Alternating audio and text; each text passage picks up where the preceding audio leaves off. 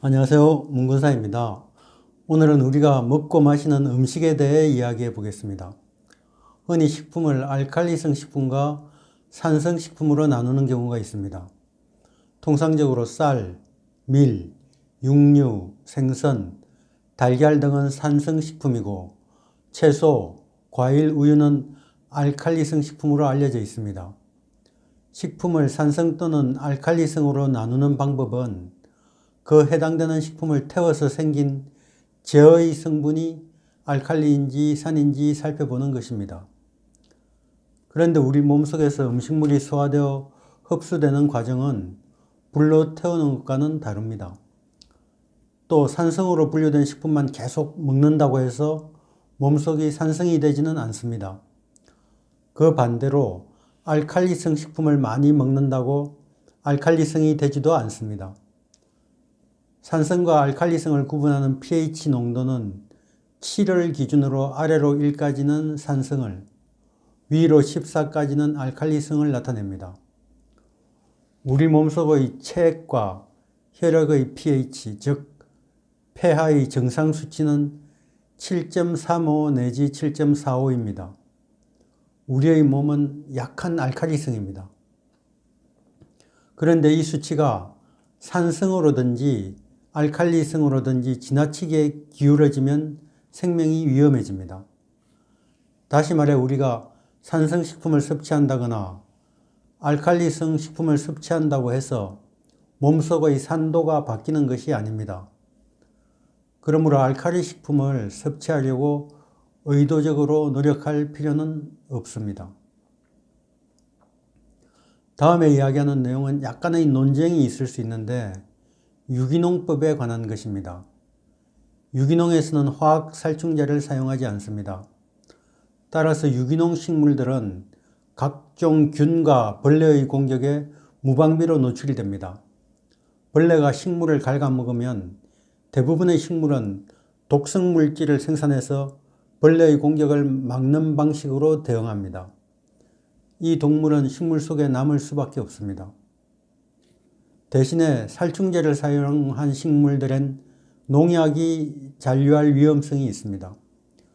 그러므로 벌레 먹어 구멍이 숭숭 난 식물에 잔류하는 독성 물질을 택할 것인가 아니면 잔류 농약의 위험성을 택할 것인가는 순전히 소비자의 선택에 달려 있다고 하겠습니다.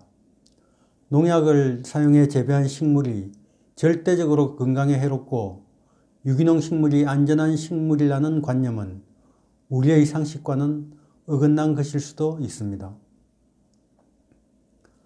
아시아인들 2명 중에 1명은 알코올을 분해하는 능력이 부족하다고 합니다. 알코올 분해 능력이 부족한 사람은 알코올 중독에 빠질 염려가 없습니다. 술을 마시는 것 자체가 고역이기 때문입니다. 아시아인들이 유럽인에 비해 알코올 분해 능력이 부족한 것은 깨끗한 물과 관련이 있습니다. 유럽에서는 깨끗한 물을 얻기 위해서 발효를 이용했습니다.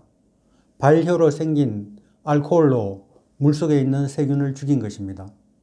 깨끗한 마실거리로 맥주와 같은 알코올 음료를 택한 것입니다. 반면에 아시아에서는 물을 끓이고 차를 만드는 방식으로 깨끗한 물을 얻었습니다. 그래서 아시아인들 중에는 술을 마시지 못하는 사람이 유럽인들에 비해 훨씬 많습니다. 차는 제조 방법에 따라 3가지로 나뉩니다. 녹차는 찻잎을 발효시키지 않은 불발효차입니다. 우롱차는 적당히 발효시키는 반발효차, 홍차는 완전히 발효시키는 발효차입니다. 이 3가지 차들은 같은 차나무의 잎입니다. 탄 음식은 암을 발생시키는 등 건강에 해롭다고 알려져 있습니다. 동물 실험을 통해서 실제 암 발병이 높아지는 결과를 얻기도 했습니다. 그런데 이 실험 결과의 의문점은 동물은 사람과 달리 음식을 조리해 먹지 않는다는 것입니다. 즉, 탄 음식에 노출된 적이 없다는 뜻입니다. 대신에 사람들은 오랜 기간 동안 탄 음식을 먹어왔습니다. 사실 노릇노릇하게 구워진 맛있는 빵은 그 표면이 탄 것입니다. 노릇노릇하게 조리된 음식은 모두 탔다고 봐야 합니다. 알코올 내성과 같이 사람에게는 탄 음식에 대한 내성이 존재할 가능성이 높습니다. 탄 부분은 원래 맛이 없어서 잘 먹지 않지만 혹시 음식의 탄 부분을 약간 먹었다고 해서 너무 걱정할 필요는 없습니다. 물이 끓는 온도는 100도인데 식용유의 끓는 점은 300도가 넘습니다. 식재료를 물에 삶으면 끓는 물이 식재료 속으로 맹렬하게 침투하기 때문에 식재료가 물에 퉁퉁 불게 됩니다. 반면에 식재료에 튀김옷을 입힌 뒤 튀기게 되면 뜨거운 기름이 닿은 탄수화물의 표면이 급격하게 단단한 벽이 되면서 내부와 외부를 차단시키는 효과를 가져옵니다. 따라서 재료의 내부를 맛과 향이 온전히 보존된 채로 익힐 수 있습니다. 이 튀기는 효과가 없었다면 오늘날 이렇게 많은 치킨집이 성업할 수는 없었을 것입니다. 음식이 익는 원리는 열을 가하게 되면 음식물 속에 포함된 물 분자가 활발하게 운동을 하게 됩니다. 이 물 분자의 운동 에너지에 의해 음식이 익는 것입니다. 전자레인지의 작동 원리도 같습니다. 전자레인지는 열을 가하는 대신 마이크로파로 물 분자를 두들겨서 물 분자들의 운동을 활발하게 만듭니다. 건조해진 음식을 데울 때 물을 약간 뿌려주는 것은 이런 이유 때문입니다.